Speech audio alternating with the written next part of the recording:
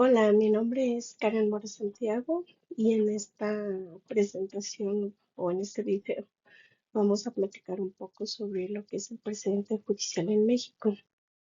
Es una actividad de la asignatura de práctica forense fiscal administrativa de la Facultad de Estudios Superiores Zacatlán que imparte el doctor Ulises Guzmán Palma. Primeramente, para hablar del precedente judicial en México, es muy importante, considero yo, que empezar porque es la jurisprudencia. Sabemos que las fuentes del derecho, dentro de las fuentes del derecho, pues está la norma, está en algunos casos se considera la costumbre, pero también tenemos lo que es la jurisprudencia. Y bien, García Maínez nos dice que la jurisprudencia son criterios contenidos en las decisiones de los tribunales. Eh, Aquí, desde este concepto, ya vienen palabras claves como son criterios y decisiones de los tribunales, que más adelante van a tener mucha relevancia en lo que es precisamente el precedente judicial. Y para García Maínez nos dice que la jurisprudencia pues es obligatoria, pero debe de cumplir con los requisitos de ley. ¿Cuál ley? Bueno, pues ya en primera instancia tenemos a la Constitución y la ley reglamentaria, que es la ley de amparo. Eh, en la Constitución Política de los Estados Mexicanos, en el artículo 94, párrafo 11 nos dice que la ley fijará los términos en que sea obligatoria la jurisprudencia que establezcan los tribunales del Poder Judicial de la Federación sobre la interpretación de la Constitución y normas generales, así como los requisitos para su interrupción. Mm, en este caso, la primeramente, pues está establecido en la Constitución precisamente el fundamento para que exista la jurisprudencia, así como se menciona todo el proceso que debe de cumplir una norma, todo el proceso legislativo que debe de cumplir para que pueda ser válida en nuestro país y se pueda aplicar. Asimismo, la jurisprudencia no es de que nada más cualquier decisión, o porque el Poder Judicial se le ocurrió establecer esta forma digamos, esta fuente del derecho, no, está establecido primeramente en la Constitución, por lo que es válido. Según la ley de amparo, nos dice que es la interpretación de los jueces de las leyes cuando no son claras o se pueden interpretar en más de un sentido, lo cual dependiendo de qué órgano la emita, será aplicable para los demás. En ningún caso tendrán efecto retroactivo en perjuicio de alguien, a contrario sensu, pues sí en beneficio. Eh, es muy importante aquí tener clara la jerarquía del Poder Judicial en México y saber que pues empezamos con la base, ¿no? La base que son los jueces de distrito, este, sí, en los tribunales colegiados, tribunales de apelación y terminamos con el órgano supremo que es la Suprema Corte de Justicia de la Nación. Más adelante veremos en próximas diapositivas que la pues han venido sucediendo reformas. Precisamente una muy importante fue en septiembre de 2024, por lo que no solamente fue importante la reforma del 2021, sino que también va a ser relevante mencionar también la reforma del 2024. Bien, ¿cómo se generaba jurisprudencia anteriormente? El doctor Cárdenas nos dice, allá por el 2009 escribió él, que primeramente teníamos que era por reiteración, es decir, 5 casos en un solo sentido y ninguno en contrario. Era muy importante esto de que no tuviera la interrupción para que entonces pudiera fijarse el criterio jurisprudencial, para que tuvieran fuerza de tesis jurisprudencial. Tenía que, si era por la Suprema Corte de Justicia de la Nación, si sesionaba la Suprema Corte de Justicia de la Nación en pleno, se necesitaban 8 votos. Y si sesionaban sus salas, necesitaban 4 votos. Para los tribunales colegiados de circuito, aplicaban 3 votos, pero también aplicaba para los jueces de distrito, para el Tribunal Federal de Justicia Administrativa, que ahí, pues bueno, es por magistrados y también deberían de tener por unanimidad de votos. Y para también aplicaba para bueno, aplicaba para el Tribunal Federal Electoral. Teníamos una diferente que pues ahorita ya no la tenemos, que es la de unificación. Bueno, no la tenemos como tal así llamada, ¿no? Pero unificación era por contradicción de criterios, es decir, que habían dos criterios diferentes y los dos eran elevados a categorías de jurisprudencia y el órgano superior es el que determinaba pues cuál criterio es el que iba a subsistir o incluso anular ambos y crear uno nuevo. De ahí tenemos la resolución de acciones de inconstitucionalidad y controversias constitucionales, que estas deben de ser por mayoría calificada, y sabemos que esto solamente las ha resuelto siempre la Suprema Corte de Justicia de la Nación. La revalidación, esto solamente fue en materia electoral, este, y es decir, que las emitidas antes de 1996 seguían siendo válidas en la actualidad. Bueno, para esa fecha, ¿no? Cambio de criterios, es decir, la modificación, ¿no? Se interrumpe por ejecutorio en contrario. En la Suprema Corte de Justicia de la Nación, pues se necesitaban 8 votos si era en pleno, 4 votos si era por sus salas y si era el tribunal colegiado, era por unanimidad de votos. Y también a solicitud de los tribunales colegiados de circuito o juzgados de distrito.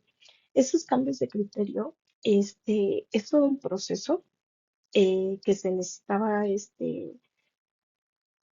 mm, hacer una solicitud al órgano supremo, este, dando las razones y motivos por los cuales se consideraba que se necesitaba cambiar ese criterio jurisprudencial y ya se validaba y entonces se aplicaba, pues entonces se emitía un nuevo criterio o si no, pues se rechazaba, ¿no? Eso era muy anteriormente, como les decía. Más después, ¿qué fue lo que pasó más después? Pues en,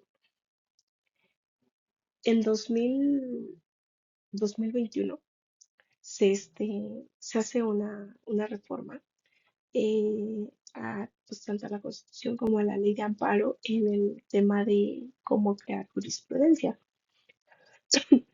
En este caso, la Ley de Amparo nos dice que existen 3 formas de crear jurisprudencia: precedentes, reiteración y contradicción de criterios. Ok, ¿qué son los precedentes? Aquí es donde empezamos a ver ya el tema, el concepto, precedentes, ¿no? Los precedentes son las razones que justifican las decisiones contenidas en las sentencias que emite la Suprema Corte de Justicia de la Nación. Todo esto es lo que nos dice la ley de amparo, ¿no? Y son obligatorias para los demás órganos jurisdiccionales. Es decir, anteriormente, como lo vemos en la siguiente, aquí, en el siguiente apartado, es que para el Pleno, si la Suprema Corte sesionaba en pleno y creaba jurisprudencia, se necesitaban 8 votos y en las salas se necesitaban 4 votos. Toda la jurisprudencia creada por el Pleno era obligatoria para todos, es decir, para sus salas y para los demás órganos inferiores. En cambio, la creada por la sala no era obligatoria ni para el pleno ni para la otra sala, pero sí para los de menor jerarquía. ¿Qué es la reiteración? La reiteración son las que emiten los tribunales colegiados de circuito cuando sustentan un mismo criterio en 5 sentencias no interrumpidas por otro en contrario. Esto es lo mismo que ya venía anteriormente. Esto ya se venía aplicando. Eh, Se necesita unanimidad de votos para que pueda tener el criterio de jurisprudencia. Son obligatorios para la federación y su circuito. Como sabemos, en México estamos divididos los circuitos judiciales. Entonces, por ejemplo, los del primer circuito, todas las que emitieran los tribunales colegiados del primer circuito, pues van a ser obligatorias para ese circuito, más no para el segundo. Pero los que generen el segundo van a ser aplicables para el segundo circuito. El primero y el segundo circuito, que son los más grandes, pues sí, pues sí abarca más tribunales colegiados, ¿no? No aplica para la Suprema Corte de Justicia de la Nación, ni para sus plenos, ni para los plenos regionales y otros tribunales colegiados de circuito, que es como les mencionaba. Ahora, la contradicción de criterios. Ay, una disculpa. La contradicción de criterios son las que se establecen al resolver con criterios discrepantes que emiten entre las salas de la Suprema Corte de Justicia de la Nación, los plenos regionales o tribunales colegiados de circuito. El que resuelve puede tomar un criterio o tener uno nuevo. Es decir, de los dos criterios que existen, puede subsistir uno y el otro queda sin efectos. O se puede generar uno nuevo, que era como les mencionaba desde el inicio. Este tiene que ser por mayoría de votos y no afecta a la sentencia que dieron lugar a los criterios. Es decir, eh, las sentencias que se resolvieron cuando se adoptaron estos dos criterios contradictorios no van a tener no se van a ver modificadas porque se emita un nuevo criterio o alguno de esos criterios quede derogado, ¿no? Abrogado. Entonces, es por eso que en un inicio decíamos que no, no tienen efectos ¿cómo se llama? Que perjudiquen, o sea, efecto retroactivo en perjuicio, pero sí en beneficio, ¿no? Este, y estas pueden ser denunciadas por ministros de la Suprema Corte, por magistrados de los plenos regionales o magistrados de los tribunales colegiados de circuito, por jueces de distrito, por el fiscal general o por las partes involucradas en las sentencias que dieron origen a estos criterios. Eh, los que son dictados por el Pleno de la Suprema, bueno, el Pleno de la Suprema Corte de Justicia resuelve los criterios contradictorios entre sus salas. El Pleno o salas de la Suprema Corte de Justicia de la Nación resuelve criterios contradictorios entre plenos regionales o tribunales colegiados de distintas regiones. Y los plenos regionales resuelven criterios contradictorios entre tribunales colegiados de circuito de la misma región. Es importante señalar aquí que cuando la Suprema Corte de Justicia de la Nación, los plenos regionales o los tribunales colegiados de circuito establezcan un criterio relevante, deben elaborar la tesis correspondiente y debe de cumplir los requisitos del artículo 218 de la Ley de Amparo.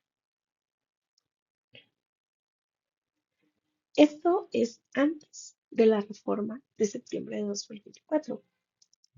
Es por ello que les decía que en tema de precedentes en México, en tema de precedente judicial, tenemos dos momentos importantes. La reforma judicial del 2021, que si empezamos a analizar, vamos a encontrar ya a estas alturas de 2025, pues algo de ponencias, de seminarios, de algo de bibliografía que se ha emitido por la misma Corte, en la que nos hablan del precedente judicial y en la que nos explican en qué consiste. Esto inicia, en 2021 se inicia la decimoprimera época y se considera a la Suprema Corte de Justicia de la Nación como un tribunal constitucional y es muy relevante porque modifica el sistema de jurisprudencia. Como les dije, pasamos de lo que traíamos antes en la primera diapositiva a lo que acabamos de ver anteriormente, que ya nos insertan el concepto de precedente. Sin embargo, a estas alturas de 2025 es relevante mencionar que en 2024 existió una reforma muy importante para lo que es el Poder Judicial, con lo cual se modificó nuevamente la Constitución, la Ley de Amparo e incluso en marzo del 2025, igual se vio modificado otra vez la ley de amparo, por la que se cambiaron algunos términos más que nada, no en el tema de jurisprudencia, pero pues es relevante también mencionar que en 2025 pues hubo otra reforma que también modifica la ley de amparo. Ok, eh, ese cambio es muy relevante, decir de que antes sesionaba en pleno y por salas, pero después de la reforma de 2024, eh, ahora la legislación establece que la Suprema Corte de Justicia de la Nación, para empezar, ya no va a estar integrada por 11 ministros, sino ahora van a ser 9, los cuales van a ser elegidos popularmente y para que se establezca precedente, deben de haber 6 votos. Y estos van a ser obligatorios para todos, excepto para la misma corte. ¿Por qué, ¿Por qué para la misma corte no? Porque pues finalmente la corte tiene la facultad de modificar los precedentes, de anularlos, de emitir uno nuevo, que más adelante vamos a ver los conceptos aplicables para esta, para realizar esta actividad, ¿no? La de modificar o anular precedentes.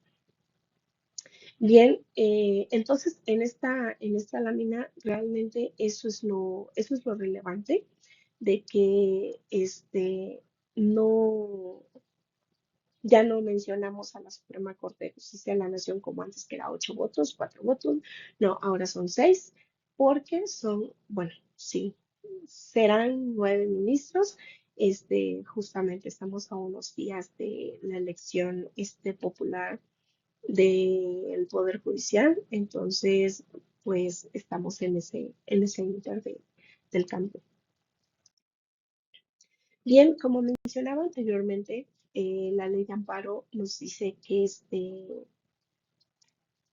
debe de establecerse criterios relevantes, que el Poder Judicial está obligado a emitir criterios relevantes cumpliendo los requisitos del artículo 218 de la Ley de Amparo. ¿Quiénes establecen estos criterios relevantes? Pues es la Suprema Corte de Justicia de la Nación, los plenos regionales y los tribunales colegiados de circuito. Se debe elaborar una tesis. ¿Qué elementos debe contener la tesis? Primero nos dice que debe tener un rubro. Anteriormente, si vemos tesis jurisprudenciales, tesis aisladas en el Semanario Judicial de la Federación, buscamos, vamos a notar de que la tesis pues era solo 1, 2, 3 párrafos los que fueran necesarios, sí tenía un rubro, pero lo que era el cuerpo de la tesis pues era a manera pues, redacción sin ningún tipo de cuerpo específico, ¿no? O de apartados específicos. En cambio, este, ahora sí nos menciona, nos dice cuáles son esos apartados que debe tener o los elementos que debe de cumplir una tesis. Primero tenemos, como les decía, el rubro, que se identifica en esta parte el tema abordado. Después vamos a tener la narración de los hechos o los hechos. Deben de ser breves y son los hechos relevantes que dieron lugar a este criterio jurisprudencial o a este criterio de tesis, ¿no? El criterio jurídico es la respuesta jurídica adoptada para resolver el problema. La justificación debe ser de manera sucinta, los argumentos expuestos en la sentencia para sostener el criterio. Datos de identificación del asunto, número de tesis, órgano, votaciones y criterio sustentado. La tesis tiene de manera resumida como que la extracción de la sentencia. Realmente lo que, lo que vale es la sentencia, como nos decía la magistrada María Amparo Choncuy en una de las ponencias relevantes que se dieron sobre precedentes allá por 2022. Este, Muchas veces los juristas, incluso el juzgador, no se va a la fuente, que es la sentencia. La sentencia es la que nos da el panorama más amplio y nos dice específicamente en qué contexto fue aplicada en qué contexto se aplicó este criterio jurídico y por qué se aplica este criterio jurídico. Entonces, si nos fuéramos nosotros, la obligación de nosotros sería, de nosotros digo como litigantes, como personas que queremos aplicar una jurisprudencia, pues sería ir y leer la sentencia para ver si realmente le aplica a nuestro caso. Si la podemos invocar, tal cual, como se aplicó en ese caso. Si nuestro caso también es análogo a ese caso que se resolvió, entonces pues simplemente la invocamos, ¿no? Pero ella mencionaba de que muchas veces solamente aplicamos jurisprudencia por aplicar y no analizamos si realmente nuestro caso encuadra en ese criterio jurídico y si los hechos de nuestro caso son análogos a los que dieron origen a ese criterio jurídico. Entonces, pues sí sería relevante igual puntualizar este mismo argumento de ella, de que como juristas, deberíamos de ir y analizar las sentencias, leer sentencias. Bien, entonces ahora ya que partimos de el concepto genérico, que es jurisprudencia, vámonos en estricto sentido, a ver qué es el precedente judicial. Bien, el precedente judicial nos dicen que es en, en la obra Teoría y Práctica del Precedente Judicial en Iberoamérica, que fue emitida por el Centro de Estudios Constitucionales de la Suprema Corte de Justicia de la Nación, nos dice que es el resultado de una decisión jurisdiccional. Como ya mencionábamos, en el que nos dio el doctor Cárdenas, pues dice por los juzgadores, ¿no? Entonces, pues esta definición no está alejada de eso. También lo mismo que sostenía García Maínez, pues no está alejado de eso. Es el producto lingüístico de una decisión jurisdiccional que califica normativamente un caso individual o un caso genérico a partir no únicamente de normas de carácter puramente procedimental. Es ahí donde vemos a la jurisprudencia como fuente del derecho, ¿no? Porque ya se crea una nueva interpretación del derecho. Entonces, no tiene que ver tanto con el procedimiento, sino con el fondo. Para ser nombrada, ha de ser tomado como un órgano, ha de ser tomado por un órgano con competencias jurisdiccionales, creado o reconocido por algún ordenamiento jurídico y en ejercicio de tales competencias. Es decir, no por cualquiera, sino debe de ser un órgano reconocido como tal, un órgano jurisdiccional reconocido como tal. Bueno, como sabemos, por eso la ley de amparo nos dijo quiénes crean jurisprudencia y en qué momentos, ¿no? Además, se trata de una decisión jurisdiccional que contiene o emplea una norma de carácter general que, en algún sentido, innova el ordenamiento, por lo que puede resultar relevante para la decisión de otros. Y es ahí donde toma su nombre, precedente, ¿no? Porque vamos a resolver un caso actual con algo que ya pasó.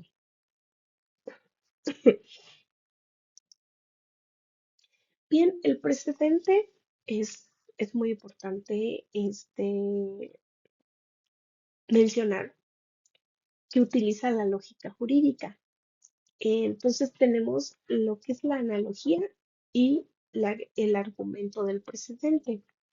El argumento por analogía nos dice que es decidir el caso B del mismo modo que el caso A, eh, al ser un caso similar. En el argumento por precedente, decidimos el caso B del mismo modo y por las mismas razones que el caso A. Es ahí donde se materializa el precedente. Aquí la única diferencia es del mismo modo y las mismas razones. Más adelante veremos un concepto muy utilizado y muy y que es la base del precedente, que es la famosa ratio decidendi, ¿no? Que es el criterio jurídico, pero eh, que argumenta sobre el fondo del asunto. Entonces, digamos que el precedente utiliza la analogía, pero va más allá de la analogía, ¿no? Porque, como veremos en la parte de la modificación de o anulación del precedente, es que aunque parezcan iguales, pero podrían tener matices distintos, con lo cual nos llevaría a un distinguishing o a un overruling, ¿no? Entonces, es ahí donde no podemos decir exactamente es analogía pura, pero sí parte de la analogía para establecer el precedente. Bien, aquí llegamos a algo muy importante, que son las herramientas y técnicas argumentativas en los precedentes. Y esos conceptos vienen del common law, que son aplicables también, bueno, que el common law los ha redireccionado al civil law. Entonces, tenemos ratio decidendi, que podríamos traducir como razón para decidir. Tenemos el obiter dictum, que puede traducirse como dicho de paso, pero también podemos encontrar este obiter dicta, que sería dicho de pasada. Tenemos el distinguishing, que significa distintivo, y más adelante veremos cómo se aplica esto. El overruling, que significa anulación, el binding, que significa vinculante, es decir, estamos tratando sobre un precedente vinculante, que estos pues son de observancia obligatoria. El persuasive precedent, que significa precedente persuasivo, aquí podríamos estar más sobre refiriéndonos en nuestro sistema jurídico mexicano a las tesis aisladas, que no reúnen los requisitos legales para ser vinculantes, pero sí, sí pueden ser consideradas argumentativamente por los litigantes, ¿no? Bien, entonces aquí veremos tipos de precedentes y aquí ya empezaremos a ver las técnicas que mencionábamos en la diapositiva anterior. Se pueden clasificar por su aplicación y por el órgano que los emite. Por su aplicación tenemos a los no vinculantes y a los vinculantes. Los no vinculantes son las tesis aisladas, es decir, las que no cumplen los requisitos para ser vinculantes. ¿Por qué? Pues porque no cumplen con los votos requeridos y por lo tanto no son obligatorios, pues para nadie, ¿no? Realmente nada más es un criterio relevante. Ahora, los vinculantes, pues cumplen con los requisitos de ley para ser obligatorios. Y como mencionábamos anteriormente, los que emite la Suprema Corte de Justicia de la Nación, pues son vinculantes para todos los órganos de menor jerarquía. Y por el órgano que los emite podemos hablar de los horizontales y de los verticales. Dentro de los horizontales tenemos los persuasive, que, que son, el tribunal utiliza un criterio derivado de una decisión de otro tribunal de su mismo nivel jerárquico. Es decir, los generados en el mismo tribunal colegiado, ¿no? Pero no estamos hablando de hacia arriba, que sería la Suprema Corte, por ejemplo, ¿no? Y vinculado a sus propias decisiones anteriores, es decir, autoprecedente. ¿Por qué? Pues porque el mismo tribunal en algún momento emitió una decisión, entonces pues va a emitir otra, pues en el mismo sentido, ¿no? De ahí tenemos la vertical, que es el binding, que es vinculante estrictamente y es decir, son obligatorios, ¿no? De un tribunal superior jerárquicamente y solo los superiores los crean. Es decir, pues siempre va, como va hacia arriba, pues siempre el de arriba, más bien el de abajo, va a obedecer el precedente emitido por el de arriba. En nuestro caso en concreto mexicano, eh, pues los que crea la Suprema Corte, pues son tanto para tribunales, colegiados de circuito, plenos regionales, jueces de distrito, ¿no? Eh, en el caso de los que se crean con los tribunales colegiados, pues ya dijimos que son obligatorios para su mismo circuito y y para el inferior, que sería el juez de distrito. En cambio, pues tenemos que el juez de distrito, pues no cree, ¿no? No crea precedentes, en nuestro caso jurídico mexicano. Bien, entonces empezaremos a analizar los conceptos que vimos anteriormente. Ya vimos dos, que es el binding y es el persuasive precedent.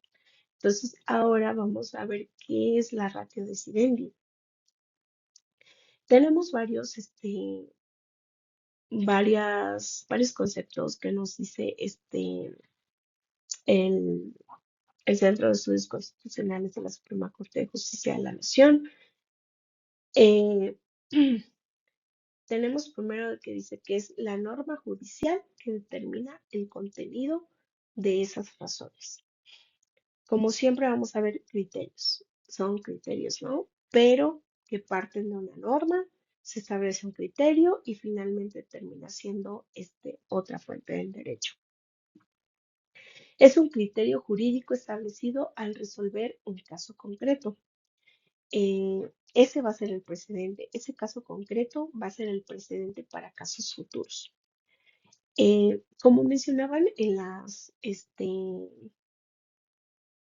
una de las conferencias del Centro de Estudios Constitucionales de la Suprema Corte de Justicia de la Nación, la doctora Sandra Comora Juárez mencionaba precedente. No solamente trata del presente, sino también cómo se pretende que se resuelva en el futuro, ¿no? Entonces, es por eso ella mencionaba, de dónde venimos, dónde estamos y hacia dónde vamos, ¿no? Entonces, de dónde venimos, ya vimos todo el bagaje de lo que es la jurisprudencia, de cómo de algunas modificaciones que se han hecho en el sistema de creación de jurisprudencia, en dónde estamos y lo que pretendemos, o sea, cómo esperamos que sea en el futuro, pues con las decisiones que se están haciendo ahorita, pues pretendemos que los casos futuros así se resuelvan. La norma adscrita o la proposición que expresa que un caso debe subsumirse bajo el supuesto de hecho de una norma adscrita. Pero, ¿qué es una norma adscrita, no? Pues aquí nos dice que son las proposiciones prescriptivas cuya validez depende de que pueda fundamentarse su inclusión dentro del ámbito semántico de una disposición jurídica. Es decir, como ya les mencionaba, o sea, existe la norma, pero este nuevo criterio parte de esa norma, pero a la vez crea un nuevo criterio.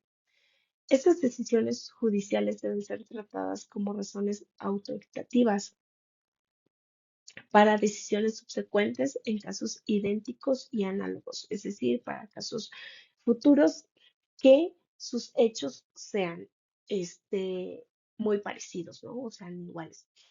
Es la formulación general del principio, regla o razón general que constituyen la base de la decisión judicial específica o si se requiere el fundamento normativo directo de la parte resolutiva. Como sabemos, todos los precedentes vienen de una sentencia. O sea, se emitió una sentencia en un sentido, con unos criterios, con los motivos que se dieron en la sentencia y de ahí sale el precedente, ¿no? Que es como este resumen, que es lo que se publica en el Semanario Judicial de la Federación. Esto es lo que es en Colombia, ¿no? Pero no está muy alejado de la realidad que es para nosotros. Cabe mencionar que pues no somos los creadores del precedente judicial. Ya antes ha existido en Chile, en Colombia, en Perú. De hecho, con base en un caso de Perú, igual toma relevancia en México.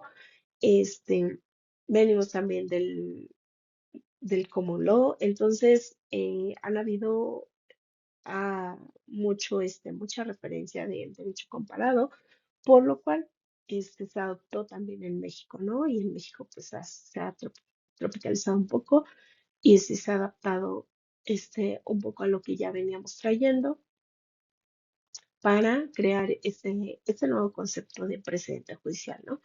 En México.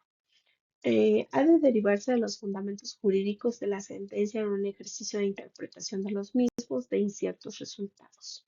Como les decía, todos provienen de la sentencia. La ratio decidendi es ese criterio que se, este, que se utilizó para decidir, para llegar a la solución o a la decisión en esa sentencia. Es donde se plasma un criterio que puede tener fuerza vinculante. Vamos a tener elementos esenciales: criterio, fuerza vinculante, decisión, sentencia, son como que los elementos que se entrelazan para poder entender qué es la ratio decidendi, ¿no? Es el corazón, es el fondo de la decisión en una sentencia. El, en contraposición a la ratio decidendi, tenemos el obiter dicta o el obiter dictum. Como les decía, es singular y plural. Más bien es plural y singular. El obiter dicta no son más que aseveraciones accesorias a la ratio decidendi. Cualquier otra consideración jurídica realizada en la sentencia que no haya sido necesaria para adoptar esa decisión. Posee en todo caso una fuerza persuasiva u orientadora. Rupert Cross nos dice que es cualquier regla de derecho expresa o implícitamente tratada por el juez como un paso necesario para su conclusión, teniendo en vista la línea de razonamiento por él adoptada. Es decir, son todas esas oraciones secundarias, por así decir, de la oración principal. La oración principal sería la ratio decidendi y las secundarias serían la obiter dicta. En muchos casos, anteriormente, era muy complicado distinguir entre lo que es la ratio decidendi, perdón, y la obiterdicta. Con lo cual, ahora, por eso, con esta nueva estructura que nos dice el artículo 218 de la Ley de Amparo, por eso la incluí en esta presentación, porque ya está más organizada y ya ya podemos ver el criterio jurídico, cuál es la base con la cual el juzgador, aplicó para decidir este asunto, ¿no? Entonces, todo lo demás que se argumentó, todo lo demás accesorio, son las obiter dicta. No quiere decir que no sean relevantes, claro que son relevantes. Este, ¿Por qué? Porque son accesorias y que también pueden ser, dan origen precisamente a las tesis aisladas que ya vimos anteriormente. Bien, ahora veremos dos conceptos importantes que son para la modificación o la anulación de precedentes. Tenemos el distinguishing y el overruling. Se pueden llegar a confundir, sin embargo, hay puntos que son claves precisamente para distinguir la diferencia, ¿no? El distinguishing dice que es el caso que se está resolviendo presenta características que lo hacen sustancialmente diverso del precedente, por lo que no es posible aplicar en ese caso la ratio decidendi. Permite dejar de seguir el precedente, pero que haya una propiedad relevante, justificando las razones por el mismo tribunal respecto de sus propios precedentes o por uno superior. Bien, aquí va a ser la excepción a la regla. El distinguishing es la excepción a la regla. Eh, Vemos que está, es muy parecido, pero tiene características que lo hacen, por eso dice sustancialmente diverso del precedente. Entonces, ya no va a ser igual, sino tiene que ser diferente, ¿no? Las razones argumentativas para resolver este caso. Tenemos dos tipos de distinciones. Tenemos la distinción débil y la distinción fuerte. La distinción débil dice que la ratio decidendi en cuestión no se aplica al caso concreto que se está resolviendo. Son muy parecidos, pero no son iguales. Los hechos son distintos a los establecidos en el supuesto de hecho de la regla. Es por eso, como les mencionaba, si nos vamos solamente al precedente, hay un resumen de hechos. Este, y podemos decir, ah, sí, sí, sí, aquí hay una denuncia ciudadana por el derecho al medio ambiente, no se está protegiendo el derecho al medio ambiente, ¿no? Hay contaminación. Y acá, pues, es algo parecido. Pero si nos vamos a los hechos, hay algo que los distingue. Entonces, si nos fuéramos a leer la sentencia que dio origen a este precedente, pues sabríamos realmente si le aplica o no le aplica a nuestro caso. Ese sería el trabajo del juzgador precisamente, no solo aplicar por aplicar, sino realmente analizar el fondo del asunto y ver si realmente le aplica o no le aplica ese precedente. Eh, y como decíamos, puede ser por el mismo tribunal, de sus propios precedentes o por uno superior. O sea, el superior va a analizar de los inferiores, ¿no? Ahora, la distinción fuerte en qué consiste. El caso en cuestión sí cae bajo el campo de aplicación de la ratio decidendi, pero es inadecuada para resolverlo. Debe aplicarse una ratio distinta. Es la excepción a la regla el precedente distinguido. Ok, en la distinción débil vemos que no se aplica la ratio en el caso concreto. En la distinción fuerte, este, sí cae bajo el campo de la ratio, pero no es adecuada para resolverlo. ¿Por qué? Pues porque los casos en esencia son distintos. Parecieran, iguales, pero no son iguales, sí son distintos. Con lo cual, nos dice, es la excepción a la regla. Y es aquí donde se puede, establecer un nuevo criterio precisamente porque, como vimos, al tener que aplicarse una ratio distinta, pues no podemos aplicar el precedente que ya existe. Se necesita crear uno nuevo para ese caso en específico. Y es así como se pueden modificar los precedentes, precisamente. Ahora, con el overruling. El overruling nos dice que es cuando un tribunal posterior revoca o deroga el precedente aplicable a un caso y establece una nueva regla para justificar su decisión. Se funda en la idea de que el precedente es erróneo o inadecuado.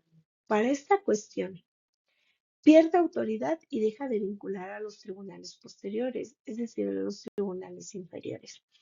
El nuevo caso no presenta ninguna propiedad fáctica relevante que haga posible introducir alguna excepción a la regla utilizando la técnica del distinguishing.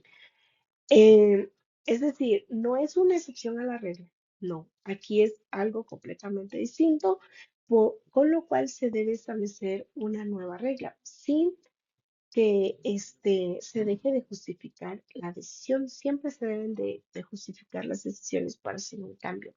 Pero en este caso, sí,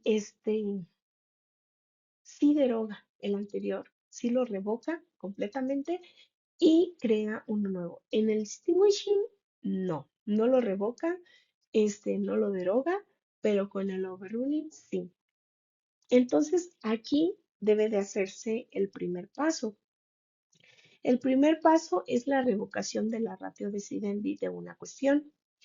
Y el segundo paso es que el tribunal adopte una nueva regla para la misma cuestión y deja sin efectos la anterior. Con lo cual, estamos hablando de un nuevo precedente. Esta nueva regla puede ser expresa o implícita. Expresa es cuando un tribunal posterior que tiene ese poder declara expresamente que el precedente está revocado por virtud de uno nuevo que dicta para resolver el caso. Y la implícita es cuando el precedente anterior es incompatible con la ratio prevista en una decisión ulterior dictada por un tribunal con poder de revocación. Es decir, si la Suprema Corte de Justicia de la Nación resolvió, este, no sé, por ejemplo, sobre el caso del aborto, aunque un tribunal inferior, que sería un tribunal colegiado de circuito, haya resuelto sobre el caso del aborto de una forma, si la Suprema Corte de Justicia de la Nación este, resuelve de forma contraria, completamente contraria a lo que resolvió el tribunal colegiado, es ahí donde la decisión del tribunal colegiado pues queda derogada, queda revocada. Aunque la Suprema Corte de Justicia de la Nación no lo diga de manera expresa, al contraponer las dos tesis jurisprudenciales, pues vamos a ver que son completamente contradictorias. Entonces, en la decisión de cuál prevalece, pues prevalece la de la Suprema Corte de Justicia de la Nación, ¿no? Bien, ya para ir terminando esta presentación, es importante destacar el trabajo del Centro de Estudios Constitucionales de la Suprema Corte de Justicia de la Nación, que desde el 2022 está trabajando en los cuadernos de jurisprudencia. Aquí está señalado el sitio donde pueden consultar estos cuadernos de jurisprudencia. Estos cuadernos de jurisprudencia tienen, están integrados por temas. O sea, por ejemplo, aquí les pongo, perdón, el de derecho a la protección familiar en el concubinato y otras uniones. Y aquí nos vienen todos los amparos directos, indirectos relacionados con derecho a la protección familiar en el concubinato y otras uniones. En este circulito, está por temas. Entonces, aquí, por ejemplo, tenemos el derecho constitucional a la protección de la familia. Bueno, creo que debemos de partir del centro, ¿no? Que es el concubinato y uniones familiares. Este se divide en terminación, derecho a la protección familiar, efecto de las uniones familiares sobre los bienes y otros efectos del reconocimiento de uniones familiares. Ok, cada subtema pues va a tener otro subtema que serían por ejemplo, el de terminación no tiene ninguno, pero el derecho a la protección familiar vemos que hay tres. Tenemos el derecho constitucional a la protección de la familia, concubinato entre personas del mismo sexo y sociedades de convivencia. Y aquí nos vienen que fue por contradicción de tesis, amparo directo en revisión, amparo en revisión. Entonces, aquí podemos ver exactamente de dónde provienen estos criterios. Eh, por ejemplo, vamos a ver otro, el de efectos de las uniones familiares sobre los bienes. Tenemos ausencia de régimen patrimonial, alimentos, pensión compensatoria y compensación económica. Estos criterios de compensación económica y pensión compensatoria son realmente, pues, nuevos, no son tan antiguos, y son muy relevantes, muy importantes porque, ¿en qué casos aplica? Y antes, pues, veníamos de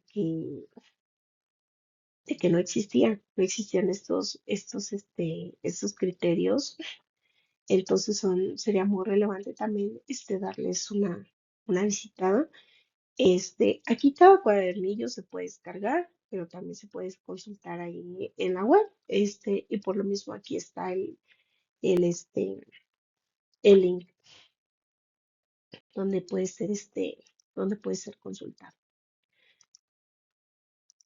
Bien, entonces, eso sería todo sobre el tema de precedentes. Espero haya sido un poco claro, podamos tener un panorama pues más amplio de lo que es, qué técnicas se utilizan, en qué momentos se utilizan, poder identificarlos en un precedente.